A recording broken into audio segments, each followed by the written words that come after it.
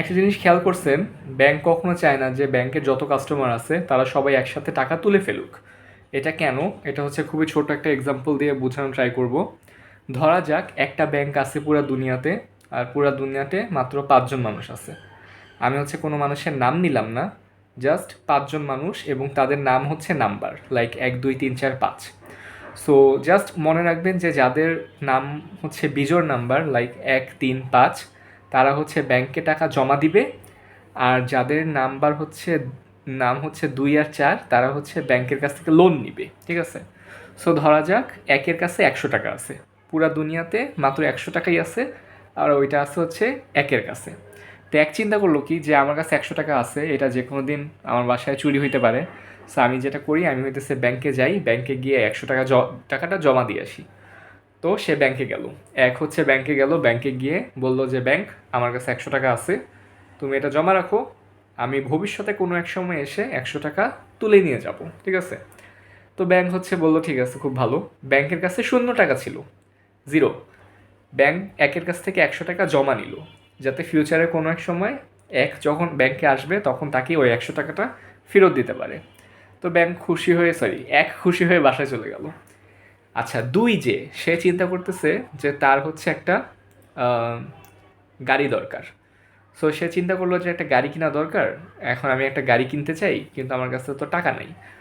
তো ব্যাংকের হচ্ছে যে ব্যাংকের কাছে যেই টাকা কেউ জমা দেয়, ওই টাকার 10% হচ্ছে ব্যাংক রাখতে পারে, আর বাকি 90% হচ্ছে লোন হিসেবে অন্যদেরকে দিতে পারে। তো ব্যাংকে হচ্ছে 100 টাকা দিছিল, 100 টাকার 10% হচ্ছে 10 টাকা, আর 90% হচ্ছে 90 টাকা। সো ব্যাংক হচ্ছে 90 টাকা কাউকে লোন হিসেবে দিতে পারবে।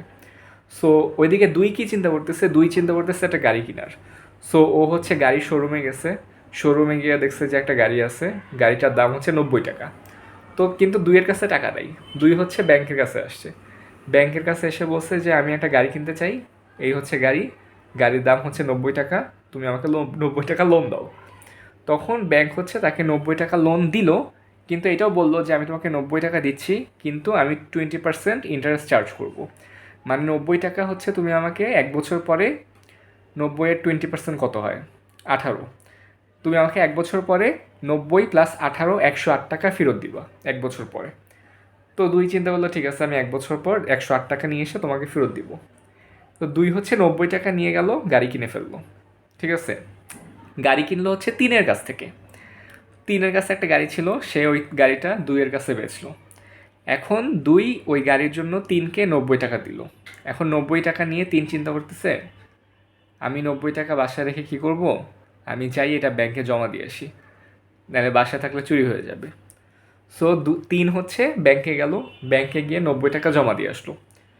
এখন ব্যাংকের কাছে হচ্ছে 90 টাকা আবার আসছে, আর ব্যাংক বলছে হ্যাঁ তুমি যে ফিউচারে যে কোনো দিন যখন আসবে আমি তোমাকে 90 টাকা তুমি যখনই তুলতে চাও তুলতে পারবা। তাইলে এখন কি, ওই গল্পের ফার্স্টে কি বলছিলাম যে যারা বিজোড় তারা হচ্ছে ব্যাংকে টাকা জমা দিছে, এক জমা দিছে 100 টাকা, তিন জমা দিছে 90 টাকা। ঠিক আছে? আচ্ছা, জমা দিয়ে হইতেছে চলে আসছে। এখন ব্যাংক কী করবে, ব্যাংক হচ্ছে এই 90 টাকারও কিন্তু 10% হচ্ছে রাখতে পারবে, আর বাকি 90% হচ্ছে লোন হিসেবে কাউকে দিতে পারবে। সো 90 টাকার 10% হচ্ছে 9 টাকা, আর 90% হচ্ছে 81 টাকা। এখন এদিকে আরেকজন আছে চার, চার হচ্ছে চিন্তা করছে সে একটা বাইক কিনতে চায়। এখন সে হচ্ছে বাইক কিনতে চায় পাঁচের কাছ থেকে, পাঁচের কাছে একটা বাইক আছে, কিন্তু সে যে বাইক কিনতে চায় তার কাছে বাইক কেনার টাকা নেই। তো সে হচ্ছে বাইকের ওয়ালার কাছে গেছে, গিয়ে বলছে তোমার বাইকটা কত? পাঁচ বলছে আমি বাইক বিক্রি করতে রাজি আছি, কিন্তু আমার বাইকের দাম হচ্ছে 80 টাকা। তখন ব্যাংকের কাছে চার গেছে, চার গিয়ে বলছে তুমি আমাকে 80 টাকা লোন দাও, লোন দিলে আমি একটা বাইক কিনতে পারবো। তো ব্যাংকের কাছে কিন্তু 81 টাকা আছে, তাই না? তো ব্যাংক হচ্ছে তাকে 80 টাকা বলছে তুমি লোন নাও, সমস্যা নেই, কিন্তু আমাকে 1 বছর পরে 20% ইন্টারেস্ট হিসেবে 80 + আরও 16, 106 টাকা হচ্ছে আমাকে 1 বছর পর ফেরত দিবা। সে চার বলছে ঠিক আছে ফেরত দিব। এরপর হচ্ছে সে 80 টাকা নিয়ে আসছে ব্যাংক থেকে। 80 টাকা ব্যাংকের কাছ থেকে নিয়ে আসার পরে সে পাঁচকে 80 টাকা দিছে, দিয়ে বাইকটা নিছে, আর তাকে পাঁচকে 80 টাকা দিছে। পাঁচ চিন্তা করছে বাসায় 80 টাকা রাখবো, কখন চুরি হয়ে যায় ঠিক নাই, এর চেয়ে আমি ব্যাংকে গিয়ে 80 টাকা জমা দিয়ে আসি। তখন পাঁচ ব্যাংকে গিয়ে 80 টাকা জমা দিয়ে আসছে। আর ব্যাংক তাকে বলছে হ্যাঁ ফিউচারে কোনো এক সময় তুমি 80 টাকা যখনই নিতে চাও নিতে পারবা। এখন একটা জিনিস চিন্তা করেন, সেটা হচ্ছে এক হচ্ছে জমা দিছে 100 টাকা, 2 হচ্ছে লোন নিছে 90 টাকা, 3 হচ্ছে জমা দিছে 90 টাকা, 4 হচ্ছে লোন নিছে 80 টাকা, 5 হচ্ছে জমা দিছে 80 টাকা। ঠিক আছে, আমি নিজেই কনফিউজড হয়ে যাচ্ছি। মানে এক এক হচ্ছে ব্যাংকের কাছে 100 টাকা পায়, 3 ব্যাংকের কাছে 90 টাকা পায়, আর 5 ব্যাংকের কাছে 80 টাকা পায়। তার মানে এই তিনজন হচ্ছে ব্যাংকের কাছে যদি যে কোনো মোমেন্টে যায়, তাহলে ব্যাংক 1কে 100 টাকা, 3কে 90 টাকা, আর 5কে 80 টাকা দিতে বাধ্য। এখন 100 প্লাস 90 প্লাস 80 এই তিনটা মিলে কত হয়? 190, 270, 270 টাকা হচ্ছে ব্যাংক এই তিনজনকে দিতে যে কোনো টাইমে বাধ্য। কিন্তু ব্যাংকের ভল্টে কিন্তু 270 টাকা নাই। কেমনে নাই ওইটা হইতেছে, আপনারা ম্যাথ যদি করতে পারেন তাহলে হইতেছে বুঝতে পারবেন যে ব্যাংকের কাছে এই মোমেন্টে 270 টাকা নাই। কারণ 1 বছর কিন্তু পূরণ হয় নাই। 1 বছর হইলে যে 2-এর কাছ থেকে লোন হিসেবে ওই লোনের টাকা পাওয়ার কথা, আবার 4 যে লোন নিছিল ওই লোনের টাকা পাওয়ার কথা, ওই লোনের টাকাগুলো কিন্তু ব্যাংক এখনও পায় নাই। তখন ব্যাংক কী করবে? ব্যাংক হচ্ছে আরও বেশি টাকা প্রিন্ট করবে। সো ওইটা হইতেছে অন্য হিসাব, কিন্তু ব্যাংকের কাছে ওই মোমেন্টে হচ্ছে ওই যেই টাকা তিনজনকে দেওয়ার কথা ওই তিনজনকে দেওয়ার জন্য ওই টাকা হইতেছে ব্যাংকের কাছে ওই মোমেন্টে নাই। সো এইটা হইতেছে আমি জাস্ট 5জনকে দিয়ে বুঝাইলাম, বাট এই জিনিসটাই হইতেছে আপনি চিন্তা করবেন যে 5-এর জায়গায় 5 কোটি 10 কোটি মানুষ থাকবে এবং 5 কোটি 10 কোটি মানুষের ট্রানজ্যাকশন হচ্ছে এরকমভাবে হইতে থাকে।